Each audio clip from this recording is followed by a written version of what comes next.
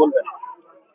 এখন এই জয় আমাদের সারা পশ্চিমবাংলার মানুষের জয়, আমাদের সারা বাগদিয়া সিদ্ধপুর গ্রামের মানুষের জয়। তাদের মনে আজ 15 বছরের যে অত্যাচার তারা সহ্য করেছে, আজ তার প্রতিফলন আমাদেরকে তারা ভোটের বোতামের মাধ্যমে দেখিয়ে দিয়েছে।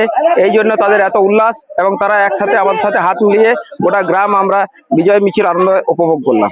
যে খোল করতাল নিয়ে ঘুরলেন, এতে কি বার্তা দিতে চান? আমরা সনাতনী যেহেতু, তাই আমাদের খোল করতাল যেহেতু আমাদের ধর্মের একটা সব থেকে বড় অঙ্গ, তাই আমরা সর্বপ্রথম খোল করতালকে আমরা সম্মান দিয়ে সামনের সারিতে রেখে বাকি আমরা আমাদের মিছিলের যে আয়োজন ছিল সেগুলোকে আমরা সমস্ত পেছনে রেখে আমরা সামনে খোল করতালকে রেখে হেঁটে গেলাম। ঝালমুড়িও দেখলাম বিতরণ করলেন, কি বলবেন? আর ঝালমুড়ি যেহেতু আমাদের নরেন্দ্র মোদী আমাদের যিনি অভিভাবক, উনি ঝালমুড়ি যখন আমাদের খেয়েছেন, তাই আমরা ওনার পরিপ্রেক্ষিতে আমরা ঝালমুড়ি সবাইকে মানুষকে অল্প অল্প করে বিতরণ করলাম। মোটামুটি কত মানুষ অংশগ্রহণ করেছিল?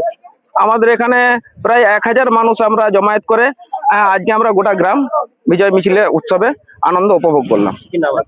আমার নাম Saroj Mondal, vice president block committee.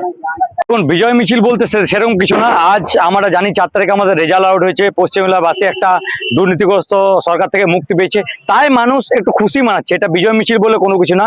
আর আমাদের সরকার এখনো পর্যন্ত আমাদের পার্টি কোনো সেরকম বিজয় মিছিলের পারমিশন দেয়নি। শুধু মানুষ যে অত্যাচার থেকে আজ সন্ত্রাস থেকে মুক্তি পেয়েছে তারই একটু আবির খেলে আর একটু মিষ্টিমুখ করে আর একটু গান বাজিয়ে শুধু তারা এই খুশিকে উদযাপন করছে, আর কিছু না।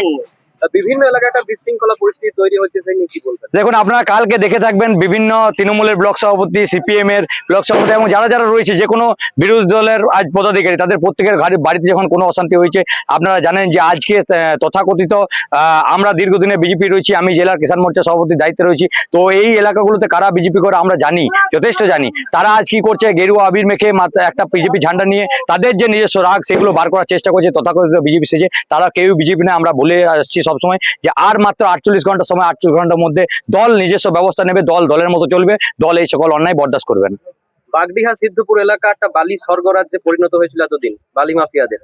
আগামী দিনে বালি কি চলবে না বন্ধ? দেখুন, বালি চলবে বলতে বালির ব্যাপারে বলে রাখি, ঘর বাড়ি তৈরি করতে সব রকম হয়। তো সরকারের যে ঘাট পারমিশন হয়, যে পারমিশনে অথরাইজেশনে যে ঘাট চলে, সেই ঘাটের যে নিয়মবদ্ধতা, সেই নিয়মবদ্ধতা মেনেই সবকিছু চলবে। অনিয়মের বাইরে আমাদের সরকার, মুখ্যমন্ত্রী শুভেন্দু অধিকারী বলেই দিয়েছেন কোনো কাজ করবে না। আমাদের বিজেপির যে সাংগঠনিক দিক রয়েছে, অনিয়ম অসাংবিধানিক কোনো কাজে আমাদের সরকারের, আমাদের ভারতীয় জনতা পার্টির হস্তক্ষেপ থাকবে না।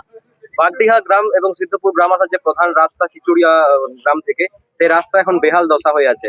সেই রাস্তা সম্প্রসারণের বিষয়ে বিজেপি সরকার কি পদক্ষেপ নেবে? দেখুন, আমরা যখন বিরোধী দলে ছিলাম, আমরা দীর্ঘবার ওইখানে বিরোধ করে এসেছি, আন্দোলন করছি, মিটিং, কোনো লাভ হয়ে উঠতে পারেনি। কিন্তু আজ আমরা ক্ষমতায় এসেছি, আপনাদেরকে আশ্বস্ত করছি যে প্রত্যেক জায়গা আমাদের ভারতের নরেন্দ্র মোদী প্রধানমন্ত্রী রয়েছেন এবং আমাদের পশ্চিমবাংলা আজকে শুভেন্দু অধিকারী মুখ্যমন্ত্রী রয়েছেন। ওনাদের হাত ধরে আজ পশ্চিমবাংলায় যে সিদ্ধপুর বাগদিয়া যে সকল ঘাট তৃণমূলের অত্যাচারে আজ একদম নিস্তারাবুদ হয়ে গেছে, সেগুলো আবার গড়ার দায়িত্ব আমাদের ভারতীয় জনতা পার্টি এবং আমাদের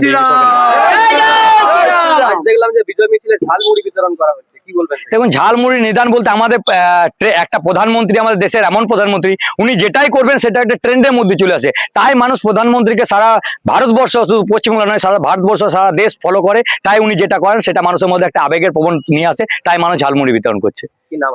আমার নাম রমেশ ঘোষ, আমি আসানসোল জেলার কিষাণ মোর্চা জেলা সভাপতি। জয় শ্রীরাম।